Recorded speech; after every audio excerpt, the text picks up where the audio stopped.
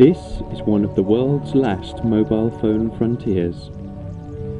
Here in the countryside beyond Myanmar's second largest city of Mandalay, people have almost no access to basic voice telecommunications services that billions take for granted. Two companies, Telenor of Norway and Qatar's Ooredoo, have won the much-coveted chance to start rolling out networks later this year in a nation where mobile phone penetration rates are estimated at less than 10% and people are hungry to talk. But it may not be easy. I'm standing outside the main school in the village of Mwe Pon Kan in rural Myanmar. If all goes to plan, this community that has no paved road, piped water or grid electricity will be at the center of a mobile phone revolution in this country of 60 million people just opening up after decades of military dictatorship. ခုခေတ်အနေနဲ့တော့ mobile phone ကမရှိမဖြစ်ကဘာနဲ့ကြည့်ပြီးပြောမယ်ဆိုရင်တော့လိုတဲ့ဟာပေါ့လေလိုတဲ့ဟာဆိုတော့အကုန်လုံးပြင်ပလောကနဲ့ချိတ်ဆက်ပြီးတော့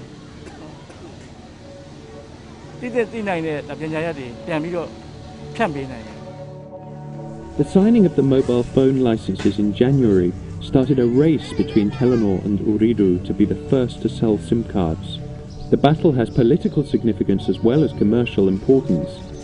Mobile phones are one of the few parts of Myanmar's dilapidated infrastructure that can be improved before the government faces voters in 3 elections promised next year. The FT spent 36 hours with Peter Furberg, Telenor's CEO for Myanmar, to see how the company is trying to develop an operation from nothing in a country where mobile phone services are currently delivered mainly through the very limited network of the state-owned MPT.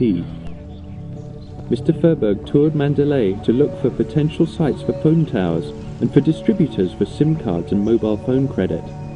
He said he wanted people who had an entrepreneurial spirit and weren't linked to shady business networks around the former military junta.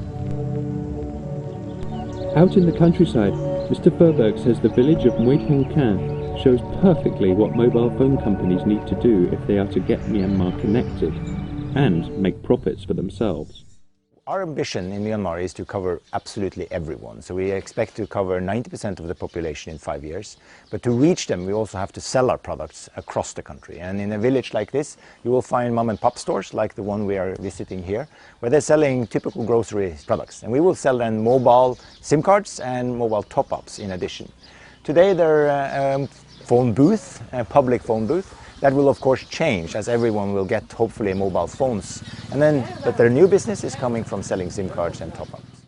We've seen some of the great possibilities and potential here, but we've also seen the difficulties facing government and companies in this country where many pieces of basic infrastructure and services have collapsed or are broken, where institutions don't work or are chronically under-resourced, and where people are emerging, taking the first tentative and even disbelieving steps after years of military rule.